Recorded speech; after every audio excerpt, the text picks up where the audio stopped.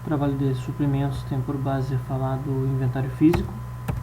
Então, principais aspectos da apresentação é a visão geral, falar dos tipos de inventário, que itens devem compor esse inventário, como deve ocorrer a paralisação ou congelamento desses itens para fins da contagem, o tipo das informações que vão constar nas fichas de inventário, a devida localização desses itens dentro da empresa, do armazém ou do local onde eles estiverem, qual o formato, as maneiras que se devem contar cada tipo de item ou os principais métodos a serem usados e como é que eu faço a análise dessas diferenças e o impacto que essas diferenças vão causar após a minha contagem, né?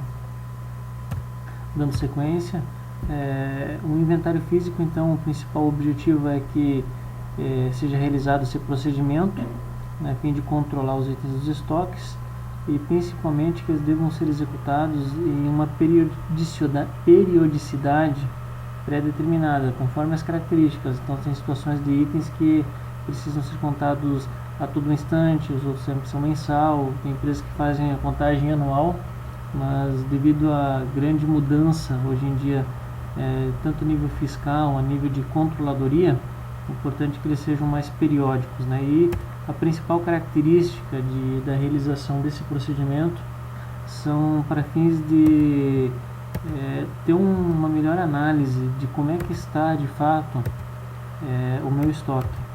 Então, existem alguns critérios, algumas características abaixo citadas, né, e são importantes, nenhuma é menos ou mais que a outra. Eu acho que é um conjunto de informações que fazem com que cada gestor, cada responsável por uma ou outra área que esteja envolvida com o estoque, com os suprimentos, pode em si tomar uma boa decisão. Tá?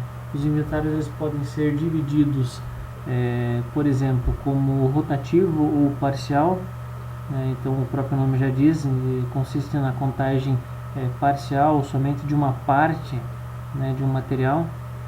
E quando se fala em contagem parcial, geralmente eu dou uma ênfase maior nos itens da classe A, justamente por esses itens terem um maior volume de movimentação, tá? E muitas vezes essa periodicidade ela pode ocorrer sem prévio aviso, justamente para dar mais garantia que a contagem está sendo feita justamente visando o bom controle desse material, tá? Um segundo tipo de inventário pode-se dizer que é geral ou total, como muitas empresas fazem justamente no final do exercício, né, no final do ano, tá? E para que isso aconteça é imprescindível que pare toda a movimentação, pare a indústria, pare a fábrica inteira, para que consiga gerar essa contagem, esse nível de informação, né? Porque são muitos critérios a serem analisados. Eu tenho itens tanto no meu estoque, eu tenho itens que estão em uso na fábrica, eu tenho itens que estão em uso paralelo. Então é uma parada que tem que acontecer, senão eu não vou conseguir ter um valor mensurável que eu possa confiar na hora de fazer a digitação desses dados diretamente para dentro de um sistema. E o terceiro tipo de inventário é o permanente, né? Que ele visa um controle mais rigoroso e principalmente acentuado. A cada movimentação, a cada vez que esse item está saindo do meu estoque, de alguma maneira eu preciso contabilizar ele. Eu vou lá e faço a contagem, ou faço agrupamentos, e fica alguns critérios livre, de acordo com a necessidade da empresa, de acordo com o que a empresa entende ser mais prático e eficaz. Quanto aos itens de inventário, geralmente se usa a classe ABC, e isso vai também nos dar um norte, vai nos dar uma melhor orientação de quais são os itens mais relevantes para participar do inventário, tá? Então, por exemplo, os itens da classe A são geralmente os que representam um maior volume, por isso precisam ter uma maior atenção. Eu preciso ter, não que os outros não sejam importantes, mas em razão disso, se um item que custa 10 mil reais, está ali no meu estoque, eu deixar de contar ele, são 10 mil reais a menos que vai ser valorizado esse meu estoque. Então essa informação a nível hoje fiscal contábil faz bastante diferença. Tá? Então geralmente esses itens da classe A representam de 70 a 75% do meu valor em reais, né, em dinheiro, tá? E em torno de 10 a 20% da movimentação, né? Isso fazendo uma analogia com o total de itens cadastrados. Tá? Isso é um exemplo aproximado, não existe uma regra 100% porque muitas vezes os itens podem ser variáveis, né? O valor dele diferente do nível de movimentação que ocorre na minha venda ou até mesmo na minha movimentação interna na fábrica. Tá? Como já foi dito que é preciso congelar esses itens, e isso principalmente a nível de sistema. Tá? Eu não posso estar vendendo e ao mesmo tempo contando e alguém vai lá e tira esse item que eu já contei e eu vou estar passando uma informação totalmente equivocada e isso vai gerar conflito depois na hora de fazer um procedimento futuro. Então eu preciso literalmente congelar esses itens e evitar que ocorra movimentação. Tá? E principalmente no aspecto de entrada e saída de nota, que é onde é que a situação fica mais conflitante. Tá? Porque nesse momento eu gero informações para o governo, eu gero informações para o financeiro, informação para o fiscal, para a contabilidade, tanto nível de uma nota de entrada ou de saída. Tá? Em alguns casos acontece que o inventário fica acontecendo a sua contagem, todo o processo. No entanto, a fábrica, a indústria, ela já requisitou com antecedência esses itens e por isso ela pode continuar trabalhando. Mas na hora de fazer a contabilização e informar os valores para o sistema, como tudo já foi congelado, eu simplesmente vou lançar o saldo atualizado e o sistema vai desconsiderar o resto porque ele já foi, digamos assim, utilizado pela fábrica. Ele já deu a saída antes do inventário, antes da contagem.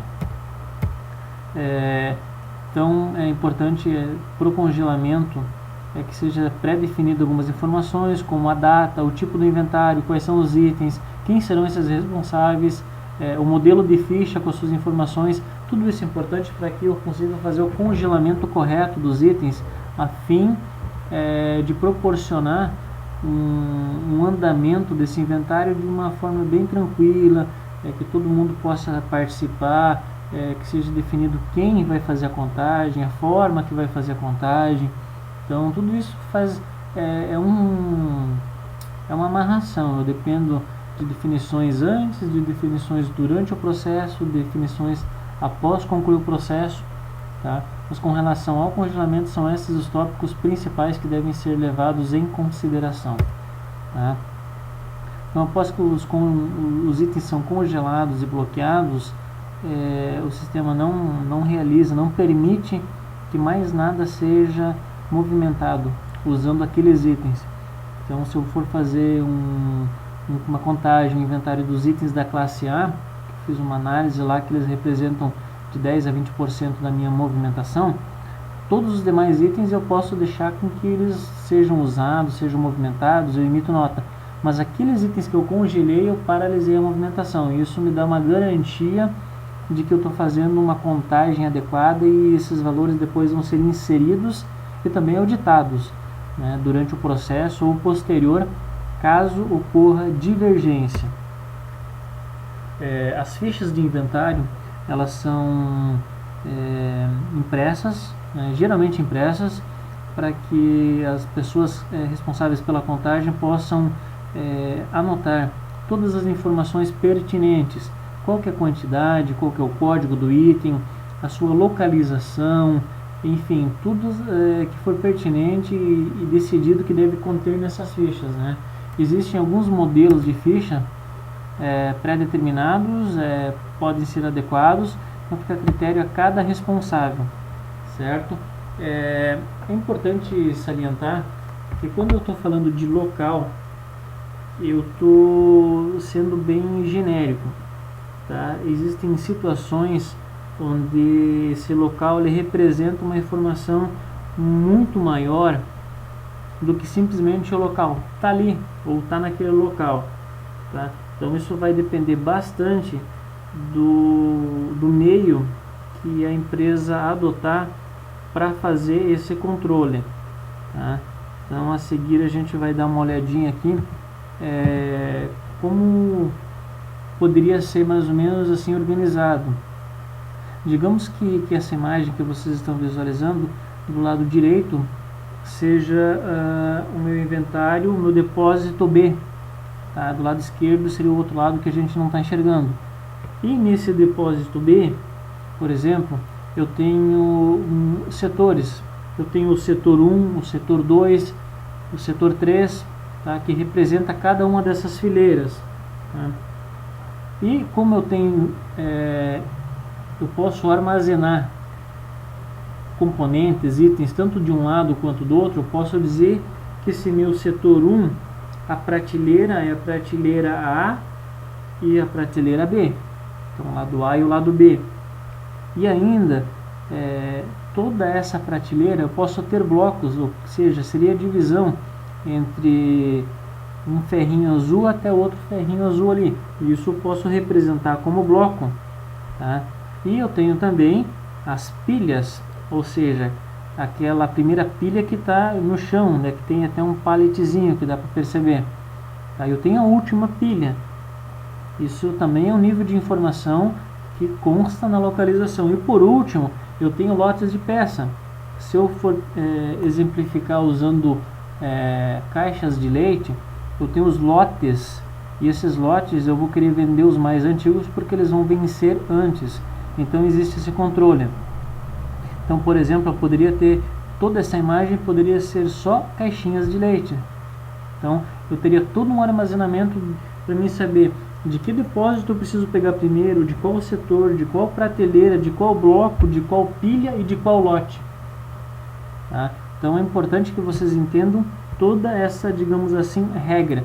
E se eu pensar de uma forma mais abrangente, como é feita uma localização, como achar um produto entre tantas pilhas, entre tantos montes, tá? Imagino que essa foto seja de um armazém, de uma transportadora, e como é que ela vai localizar? Nesse momento entram outras duas informações que são muito importantes, que é qual que é essa empresa que eu poderia identificar como o CNPJ e qual que é o estabelecimento, que poderia também ser o CNPJ. E isso vai me direcionar para um depósito, para um setor, para um bloco, tá? E fica mais complicado eu administrar então por prateleira e por pilha. Nesse caso não é conveniente, mas eu administro por lote, que é o lote talvez que chegou primeiro, e esse vai precisar sair primeiro também. Ok? Segue então um modelo de ficha de inventário com algumas informações básicas, certo? Existem as contagens, obrigatoriamente eu realizo 2 contagens, e em havendo divergência eu realizo a terceira nos meios e métodos tradicionais, certo? E ali está o local, qual que é o local que está. Esse local geralmente ele é composto de código, cada uma daquelas partes da localização recebe um tipo de nomenclatura e de código que vai compor o local, onde só olhando, por exemplo, o número 1 eu já vou saber que é o depósito 1, se tiver o 2 na frente é o depósito 2. Isso dá um direcionamento para as pessoas responsáveis por toda a movimentação, tá? Isso facilita. Muitas vezes eu não preciso nem olhar a descrição de algum produto ou local, eu só olhando o código ali eu já sei como agir naquela situação, tá? A contagem, que é uma das partes mais críticas, não a de menor importância, mas considera-se que nesse momento, até conforme dias, onde é que são registradas todas as anotações do inventário, tá? Então são em fichas, em cartões, tá? Que vão indicar qual que é o item, qual que é o local, qual que é a descrição, qual que é a unidade de medida, se é quilo, se é metro quadrado, se é grama, se é galão, se é pote, enfim, tá tudo descrito ali. Então o Dias dá essa orientação para nós, certo? E todas as demais informações que considerar serem importantes. Se eu ver que aqui no cartão, na ficha, estava dizendo que era da cor azul e eu onde é que fui naquele local tá branca, eu vou dizer que eu vi a cor branca e não tem mais a cor azul mas o item é igual, é exatamente o mesmo. Então é importante ser feito essas anotações, tá? Principalmente se houver diferenças. Aí o que vai acontecer? A primeira e a segunda contagem identificou isso, e na terceira eu vou contar para tirar dúvida e ver se um dos dois estavam errados, e a partir desse momento é o gestor, o responsável, que vai analisar o que fazer com a informação, tá? Pode-se dizer que até então existiam praticamente 3 tipos de contagem, tá? Que seria por unidade, cubagem e amostragem. No entanto, em razão das mudanças na tecnologia, o uso do coletor passou a ser um forte aliado, tanto de rapidez quanto de precisão. Ok? A gente vai comentar rapidamente cada uma delas. Contagem por unidade já está tácito, onde eu vou ter que pegar item a item lá, contar e de alguma forma transpor isso para a ficha de contagem, tá? Quando estou falando em cubagem, aí eu posso usar agrupamento de itens, tá? Onde é que eu posso, por exemplo, formar uma caixa e dizer que 2 das minhas peças, por exemplo, lá está formando a frente, mais 3 está formando o fundo e mais 3 está formando a altura. Então quer dizer que nessa caixa eu tenho 18 peças, e a partir dali eu monto esses grupos, e no final, digamos, eu vou ter 100 caixas lá que vai me representar multiplicando por 18 a quantidade de peças, certo? Mas depende da perfeita arrumação desses itens, né? Eu tenho que trabalhar com que sempre tenha uma sequência, uma lógica, tá? Uma unificação de que itens eu estou usando para botar, por exemplo, na frente, no fundo e proporcionando também a altura. Contagem por amostragem é uma contagem muito usada, principalmente na indústria e revendas, que tem itens pequenos, parafusos, porcas, arruelas, então onde eu não vou contar 10.000 parafusos, eu vou fazer uma amostragem. E isso acontece da seguinte maneira: eu coloco lá um monte de pecinha, e essas pecinhas me deram 100 gramas, por exemplo, tá? E sim, eu vou ter que contar quantas peças tem dentro dessas 100 gramas. E eu fiz a contagem e digamos que achei 240 peças. A partir dali eu tenho um nivelamento, eu tenho uma informação de que cada 100 gramas tem 240 peças. Logo, eu faço todo o restante do processo. Pois se em 1 quilo eu tenho 1000 gramas, eu contei todo o total lá, né? Eu achei os 10 quilos, então eu vou fazendo as multiplicação. Se eu sei que em 1 quilo tem 2.400 peças, em 10 quilos eu vou ter 24.000 peças, ok? Então essa é o tipo de contagem por amostragem, tá? E por último, eu vou dizer que é uma contagem automatizada. Hoje em dia, através dos coletores, e principalmente que eles são coletores sem fio, tá? Eu posso deixar uma telinha aberta no meu sistema, ou simplesmente utilizar o coletor para ele carregar essas informações, e eu vou bipando. Eu tenho, digamos, obrigatoriamente tem que ter uma etiqueta, um código de barra para cada item, para cada grupo de itens, e eu vou fazendo a bipagem, tá? Ele vai coletando essas informações. Eu posso, por exemplo, num estoque lá onde é que eu tenho mesa, cadeira, armário, eu posso simplesmente chegar e ir bipando, independente de ordem. Eu posso bipar um armário, uma cadeira, uma mesa e cadeira e mesa, e ele vai automaticamente contando quantas vezes eu bipei o código mesa, quantas vezes eu bipei o produto armário, e isso no final ele vai me dar uma relação de que itens e que quantidades foram contadas, tá? Sendo que quando existe a integração com um sistema, eu posso tirar um relatório que ele vai me dizer: eu contei quantidade X e o sistema estava me dando quantidade Y, e ainda ele me diz somente em quais itens ocorreu a divergência, né, de saldos em estoque, e a partir dali eu posso tratar especificamente cada assunto, cada item, analisar toda a movimentação de entrada e saída dentro do período do último fechamento, e isso vai me dar uma garantia maior, né, do que, por exemplo, alguém ir lá e contar fisicamente isso. Ou a pessoa pode ter contado certo e na hora de fazer digitação acontecer algum erro, uma falha, um esquecimento, isso vai provocar mais demanda de trabalho e vai tornar mais moroso o processo do inventário, certo? O bom desse processo é que a pessoa não saberá quando deve ser bipado, tornando o processo mais seguro, tá?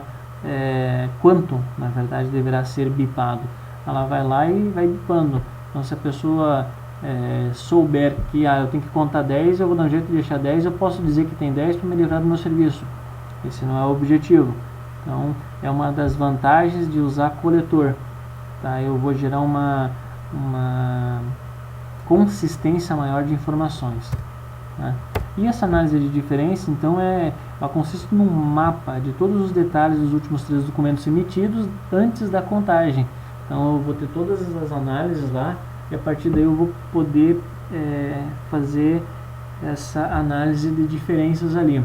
Porque se eu tiver divergência entre o saldo do estoque e a contagem, eu não tenho outra alternativa senão analisar as notas fiscais de entrada, de saída, a requisição de materiais, as devoluções e ver onde ocorreu uma falha, para daí poder fazer um acerto ou um ajuste de inventário, tanto de entrada quanto de saída, certo?